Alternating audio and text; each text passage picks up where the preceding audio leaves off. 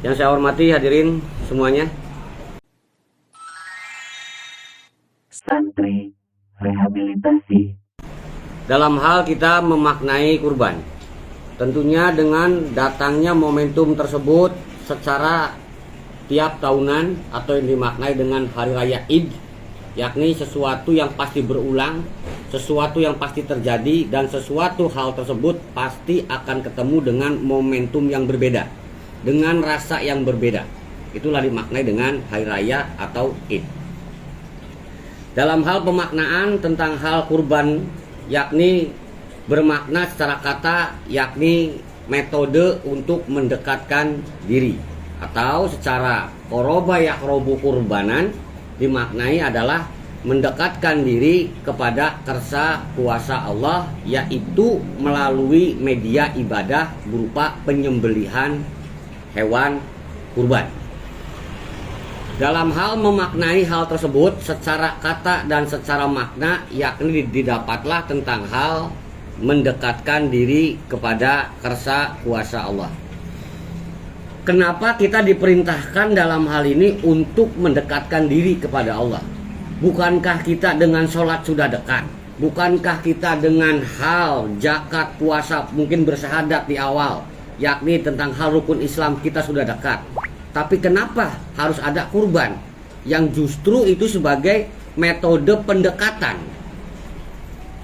dalam hal kaitannya, yakni tiada lain adalah berkenaan dengan ketaatan dan kepatuhan. Bagaimana dalam hal ini Allah Subhanahu wa Ta'ala sebagai Tuhan kita, ya, sebagai Tuhan semua makhluk, yakni menurunkan perintahnya, sehingga yang diharapkan makhluk semuanya adalah taat, nurut, patuh kepada itu perintah. Termasuk hal yang memberatkan sekalipun, haruslah kita berada pada jalur taat dan patuh. Berkenaan dengan hal tersebut, ya, secara metode kehidupan alam dunia, kita paham betul tentang hal kondisi kita sebagai manusia, yang tentunya tidak akan pernah luput dari salah, dosa, dan hilaf. Dan itu mutlak semuanya. Bukan hanya kita yang kemarin-kemarin begajulan doang.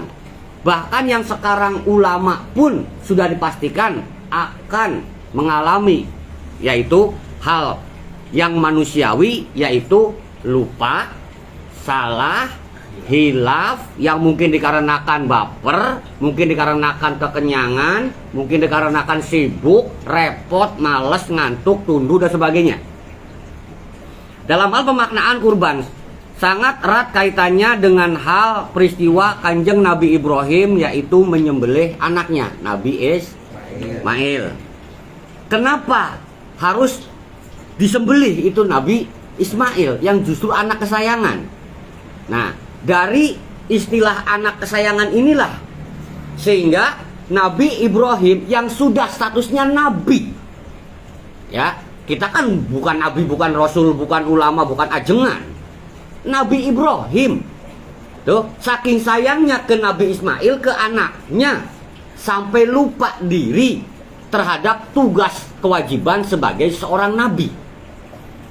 Begitu Nabi Ismail dititipkan, ya, di negeri Mekah, ditinggal bersama emaknya, Nabi Ibrahim kembali ke Syam atau ke Palestina dengan istri tuanya yang nanti akan melahirkan Yakub dan seterusnya, ya, Ishak dan Yakub seterusnya, gitu kan? Nah, itu Nabi Ibrahim terbayang terus, ya, sama anaknya, yaitu Nabi Ismail, anak pertama yang ditunggu-tunggu, ya, yang dinantikan kehadirannya, yang akan dicalonkan sebagai penerus, ya, kalau mungkin ada harta akan sebagai pewaris, alhamdulillah punya, dipisahkan, ya. Nah, dikarenakan hal tersebut, Nabi Ibrahim kurang fokus pada kenabian, kurang fokus pada syiar. Dikit-dikit ingat anak, dikit-dikit melamunkan tentang anak, disibukkan oleh suatu perkara tersebut, sehingga yang ada pada bayangan, pada pikiran, pada perasaan. Sehingga tidak heran dalam hal ini wahyu perintah untuk menyembelih Nabi Ismail datang melalui mimpi. Dikarenakan selalu ngebatin. Ya, selalu terfikirkan, terbayang, termimpi-mimpi. Sehingga masuklah malaikat Jibril melalui mimpinya Nabi Ibrahim dan dipraktekkanlah di situ, yaitu penyembelihan Ismail. Yang dimaknai menyembelih kesayangan, ya, menyembelih sesuatu yang bakalnya merusak makna ibadah, makna taat, atau makna amanah. Nah, kita pun saat ini nggak jauh beda dari hal tersebut. Tapi kita kan nggak diperintahkan untuk menyembelih anak cowok, kan begitu. Walaupun pada hakikatnya anak cowok dan anak cewek prioritasnya anak cowok, katanya penerus dan segala macamnya, penerus silsilah, wasilah, keturunan terkuat, apalah alasannya. Ya, sehingga kita rada mati-matian tuh. Ya, demi sekolahnya anak laki-laki, ya, ada paman bibi ponakan nggak makan, diabaikan. Bodoh amat, gua perlu buat sekolah bocah. Padahal jelas-jelas saudara tetangga mau mati. Gitu loh. Hanya karena belain buat biaya bocah sekolah, nggak dikasih tetangga. Nah ini nih yang harus disembelih nih. Ya, pembelaanmu terhadap anak yang mati-matian sampai mengabaikan hal-hal yang justru itu juga masuk pada vital atau masuk pada penting. Bisa dipahami sebelumnya. Ya. Dan disyariatkanlah di zaman ini, yaitu berupa penyembelihan hewan kurban. Tuh.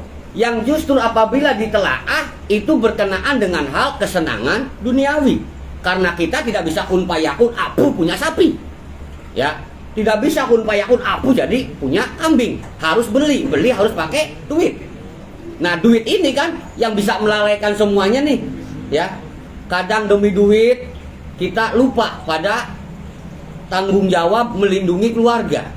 Yang ada di pikiran kita sebagai laki-laki, nyari duit buat keluarga, nyari duit buat keluarga. Lah emang fungsi suami cuma nyari duit doang? Bagaimana dengan perlindungan? Bagaimana dengan pendidikan? Ya, bagaimana dengan hal mengarahkan secara agama? Hanya tahunan nyari duit. Giliran pendidikan bayar aja sekolah. Ya, giliran perlindungan tenang aja bayar aja polsek. Tuh, urusan pengajian bayar aja tinggal ikut majelis. Ya, jadi pahalamu hanya sebatas membiayai. Nah, itu tuh.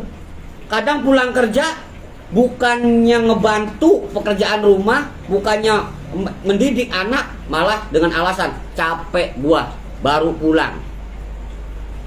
Enak banget ya. Padahal bini di rumah ngurus anak udah mati-matian. Ya. Suami dengan gagah berani pulang bawa duit, capek gua. Nah, hal tersebutlah yang harus disembelih. Karena itu justru merusak citramu sebagai suami. Sembelih. Maka berkenaan dengan hal kebutuhan pokok dunia tiada lain adalah tentang hal duit. Ya. Maka dari makna duit itulah yang pada akhirnya harus disembelih kesenangannya. Ya. Santri rehabilitasi.